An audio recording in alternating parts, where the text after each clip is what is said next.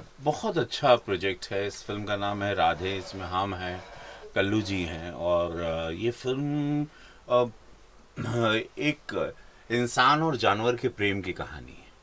कैसे एक जानवर इंसान से प्रेम करता है, अगर इंसान उस जानवर से प्रेम करता है, तो एक बहुत अच्छा संदेशा देती है। जैसे कि आजकल आप देख रहे हैं कि लोग जानवर के प्रति कभी बहुत क्रूरता करते हैं, जो बहुत दुखदाई है।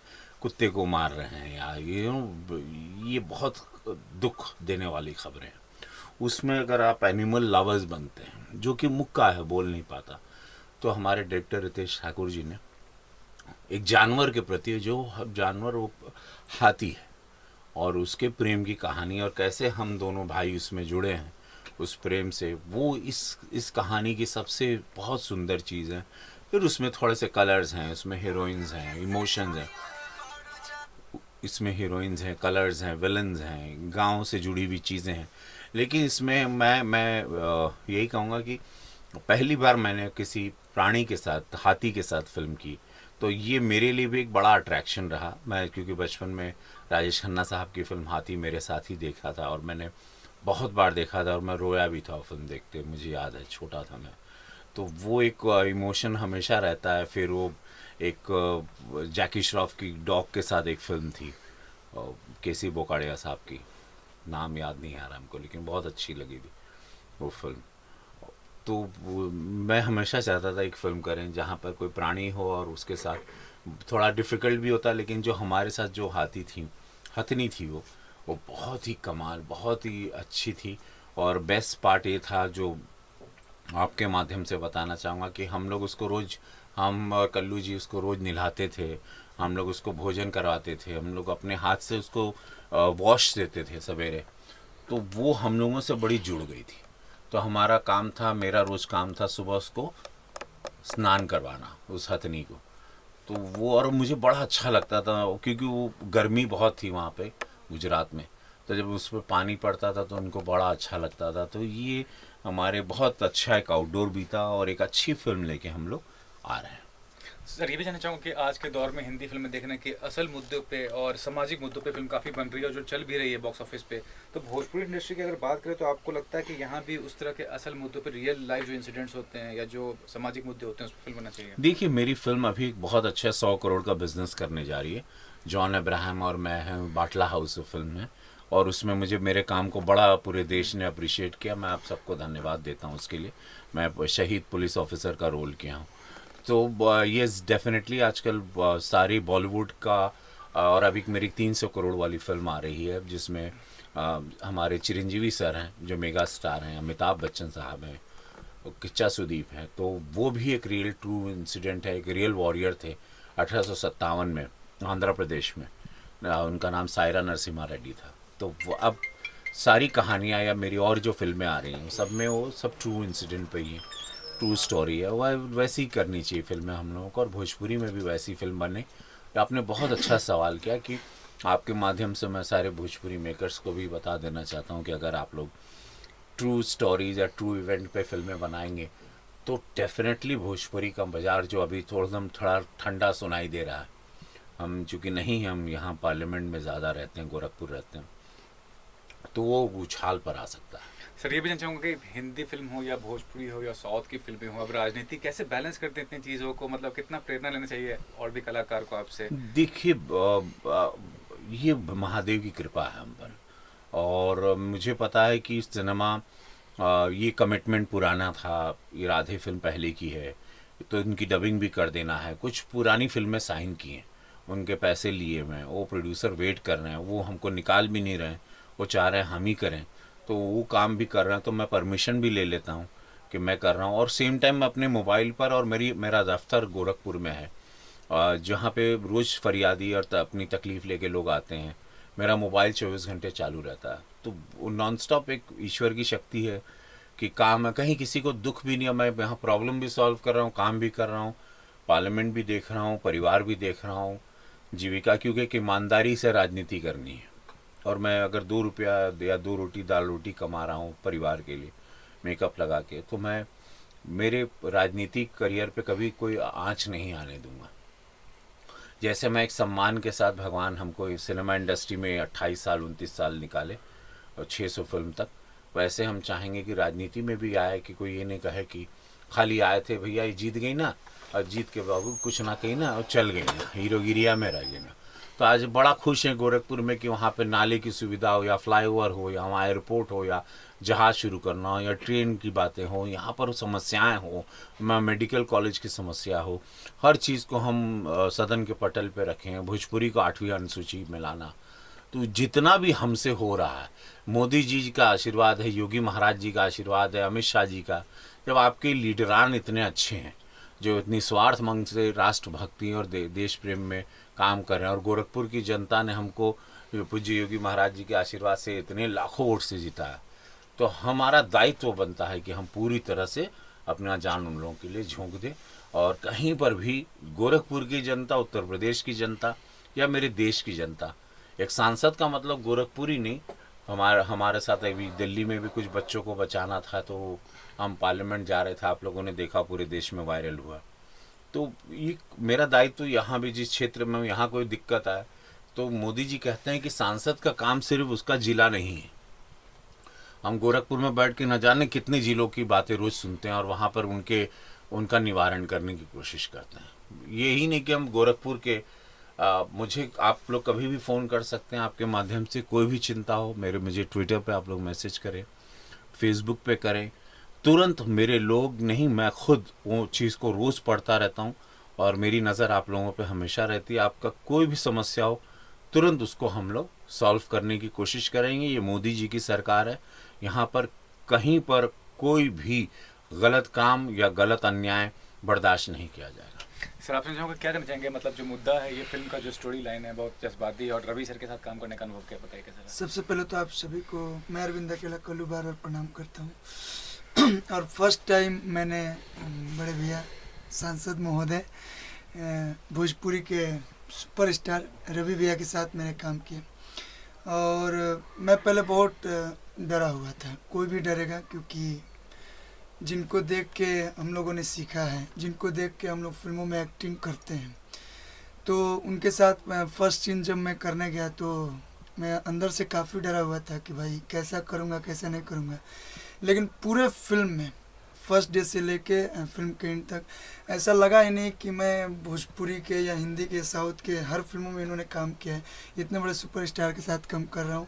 हमेशा छोटे भाई की तरह, अगर मैं कुछ एक्टिंग में थोड़ा बहुत या जो भी सीन का डिमांड रहता था, अगर इधर उधर भी करता था, भैया बुला के पर्सनली मुझे समझाते थे, और सीन को कैसे हम लोग अच्छा करें वो सिखाते थे। तो बहुत कुछ सीखने को मिला। और जो हमारी राधे फिल्म है, भैया ने सारी कहानी बताई कि एनिमल लवर्स, जो एनिमल से लोग नफ़रत करते हैं, ये बहुत दुखदाई है। एनिमल से प्यार करना चाहिए, वो बोल भी नहीं सकते, अगर उनको तकलीफ़ होती है तो वो बोल भी नहीं सकते हैं। तो आप सभी से निवेदन है कि चाहे कोई भी एनिमल हो, सबसे आप लोग प्यार कीजिए, और ये फिल्म उसी पर निर्धारित है।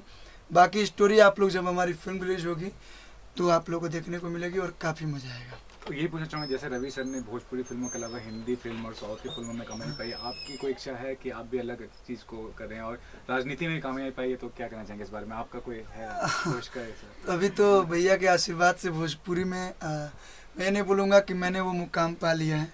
मैं बस मेहनत कर रहा हूँ, और एक ही चीज़ सीखा हूँ कि मेहनत करते जाइए, फल की चिंता ना कीजिए। मेहनत आप कीजिएगा तो आपको अपने आप ही फल मिलेगा। तो मैं मेहनत कर रहा हूँ, और मेहनत का फल मीठा होता है। तो भोजपुरी में कर रहे हैं हम, भगवान करेंगे तो आगे जरूर साउथ कुछ में भी आएंगे, तेलुगु में भी आएंगे, तेलुगु में भी आएंगे। हम पूरा चाह रहे हैं तेलुगु में अच्छे आगे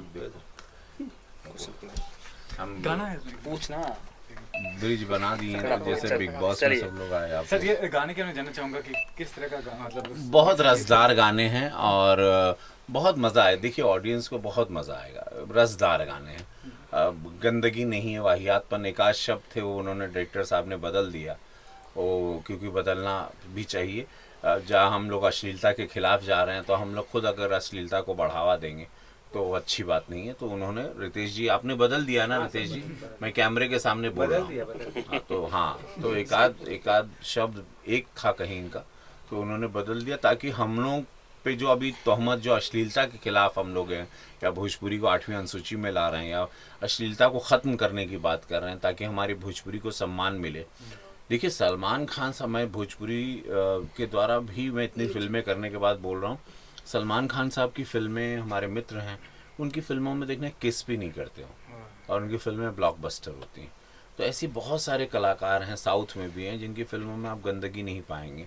और ज़रूरी नहीं, हम लोग क्या है कि ऑडियंस को परोस परोस के एडिक्शन दे दिए हैं, ऐसा हमारी ऑडियंस स्वयं नहीं चाहती। अगर अब हम लोग सारे लोग मिल के सारे कलाकार अच्छी अच्छी फिल्में बनाएं और अच्छा, तो फिर सरकार भी, एक राष्ट्रीय पुरस्कार आया उसके बाद कब हुई कौन हमारे के बाद फिर आना चाहिए, सरकार भी पूरा तवज्जो दे रही। जब हम लोग पार्लियामेंट में बैठ रहे हैं तो उन लोग भी, आज मोदी जी भी भोजपुरी के बारे में इतनी बातें करते हैं, तो हम सब लोगों का दायित्व बनता है कि हम लोग अच्छा सिनेमा सोचें, अच्छी बातें करें, क्योंकि पूरे विश्व की नज़र है कि हाँ, मैं मनोज बाबू, अभी हम 2 पार्लियामेंट्रियंस हैं वहाँ पर, तो सबकी नज़र है कि अरे भोजपुरी से, तो वहाँ पे भी चर्चा वही हो रही है। तो अब हम लोग अच्छा सिनेमा बनाएंगे तो हम लोग और बड़े बड़े बनेंगे और हम लोग इस देश में और सम्मान पाएंगे। और सर, हाल फिलहाल में ही 2 दिग्गज नेता सुषमा स्वराज जी और अरुण जेटली जी का निधन हुआ, तो क्या कहना चाहिए, कितनी दुखद बात है, देश को कितना नुकसान हुआ उनके? देखिए बहुत बड़े, ये बहुत, मेरी, अगर आप मुझे पर्सनली पूछेंगे, मेरे नज़र में तो शहादत है। शहादत इसलिए है कि राष्ट्र के प्रेम में इन्होंने अपने शरीर का ध्यान नहीं दिया। देखिए बहुत इरेटिक लाइफ होती है, खाने का समय नहीं होता, स्ट्रेस लेवल बहुत होता है, आपको 24 घंटा कभी कभी ट्रैवलिंग अजीब अजीब करना पड़ता है, भागना पड़ता है, सिचुएशन के हिसाब से डे नाइट काम करना पड़ता है। तो ये हम जान रहे हैं, तो ये बहुत ही टफ समय होता है। उसमें पर्रिकर साहब भी बीमार हो गए, सुषमा जी भी हो गई, आनंद जी भी थे, बहुत सारे लोग हैं जिनको, कुछ लोग बीमार हैं भी, कुछ लोग तो मोदी जी कहते भी हैं।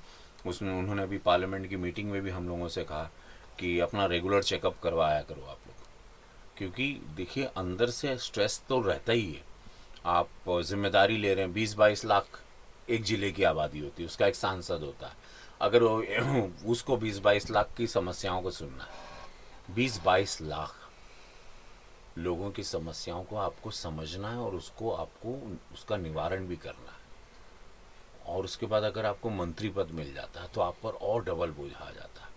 मोदी जी खुद 18-19 घंटे काम करते हैं, योगी जी, अमित शाह जी 18-19 घंटे, सारे लोग इतना काम कर रहे हैं। उसमें अगर आप समय एक्सरसाइज को, योगा को, खाना सही पीना नहीं रखोगे, आपका शरीर कोलैप्स कर जाएगा। तो ये बहुत दुखद है कि हमने अरुण जेटली साहब को खो दिया, इतने अच्छे वक्ता, इतने अच्छे पार्लियामेंट्रियन रहे। उनके आप स्पीचेस पढ़िए, लाइब्रेरी में पार्लियामेंट में मैंने उनकी स्पीचेस को पढ़ा है, इतना अच्छा बोलते थे, इतने शालीन थे, दोस्त थे सबके वो। उनके आखिरी शब्द में मुझे याद है, जब मैं पार्टी ज्वाइन किया था 2017 में, तो उन्होंने मुझे पार्टी के दिल्ली कार्यालय में बोला था कि एक बात बताएं रवि आपको, अगर जिस तरह से आप कलाकार के रूप में पूरे देश में पॉपुलर हो, इतना नाम है, आप कोशिश करिए कि आप राजनीति में भी पॉपुलर हो जाएं और वो मिथ्या को तोड़ दें कि कलाकार अच्छा राजनीतिक नहीं बन सकता। ये उनका मुझे शब्दों में आशीर्वाद था, जो मैं आज आपके सामने शेयर कर रहा हूँ कि एक कलाकार, जिस तरह तुम पॉपुलर हो, ऐसे ही उतनी मेहनत करो और वो मिथ को तोड़ दीजिए कि कलाकार कभी अच्छा राजनीतिक नहीं हो सकता। उन्होंने कहा कि एम.जी. रामाचंद्रन थे तमिलनाडु के, एन.टी. रामाराव थे आंध्र प्रदेश के, स्मृति ईरानी जी इतना अच्छा काम कर रही है, तो कलाकार मनोज तिवारी जी इतना अच्छा काम कर रहे हैं, तो कलाकार भी बहुत ये आशीर्वाद है। मैं चाहूँगा कि सारे कलाकार, बहुत सारे कलाकार हैं इस वक्त पार्लियामेंट में, उस अपोजिशन पार्टी से भी हैं। मैं वो सनी देओल साहब हैं, हमारे मित्र हैं, वो भी हैं हमारे साथ। किरण खेर जी इतना अच्छा कर रही हैं, अनुपम खेर साहब की वाइफ बहुत अच्छा बोलती भी, वक्ता बहुत अच्छी हैं। बहुत कलाकार हैं भाई इस वक्त। तो एक उड़ीसा से भी एक हीरो है, वो बीजू पटनायक जी के पार्टी से, कोलकाता से 2-4 हीरोइन हैं, एक हमारी पार्टी में लॉकेट भी हैं, बहुत शताब्दी हैं वहाँ से, टीएमसी से हैं। तो बहुत सारे कलाकार हैं। मैं सबसे, पार्टी देखिए विचारधारा अलग है, चाहूँगा कि कलाकार लोग भी अपना, अगर आ रहे हैं पार्लियामेंट में तो उसको एक सीरियसली, ये ना कि, नहीं तो कलाकारों को बड़ा हल्के में लिया जाता है कि अटेंड नहीं करते। इसलिए मेरा इस टाइम पे 100% अटेंडेंस रहा। वो थोड़ा सा संभालना, जब आ जाते हो तो फिर अपने आप को पूरा झोंकना पड़ेगा।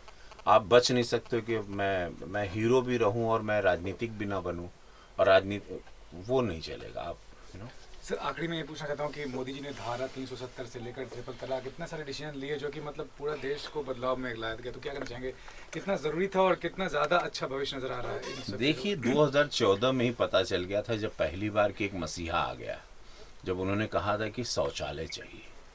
पहला प्रधानमंत्री इस धरती पर भारत के आए जो हमारी माँ बहनें घर की इज्जत के लिए सोचे। उससे पता चल गया कि इन्होंने नस पकड़ा है। उनको पता था कि उन्होंने पहले जाके वहाँ पे कश्मीर में वो चैलेंज करके झंडा फहराने गए थे। उनको कुछ नहीं चाहिए, वो कट्टर राष्ट्रभक्त हैं और राष्ट्र हित में सोचते हैं। मोदी जी सिर्फ राष्ट्र हित में सोचते हैं। उन्होंने 370 वगैरह उनका पूरा प्लान था, उनके एजेंडा में था, चुनावी एजेंडा में था। और वो जो बोलते हैं उनके कथनी और करनी में अंतर नहीं होता, इसीलिए वो मोदी जी हैं।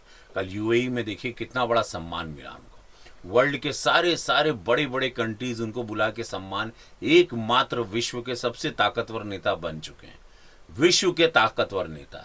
वहीं बगल के सारे प्राइम मिनिस्टर दूसरे देश के भी हैं, पाकिस्तान के, यहाँ वहाँ के, चाइना के हैं, सिंगापुर के हैं, जापान के हैं, कोई नहीं पूछ रहा। मोदी जी को पूरा वर्ल्ड न्योता देता है और उनको एक करिश्मा की तरह देखता है और उनके सामने सारे जैसे बौना बन जाते हैं। एकदम शिव कृपा है उन पर और शिव भक्त हैं बहुत बड़े।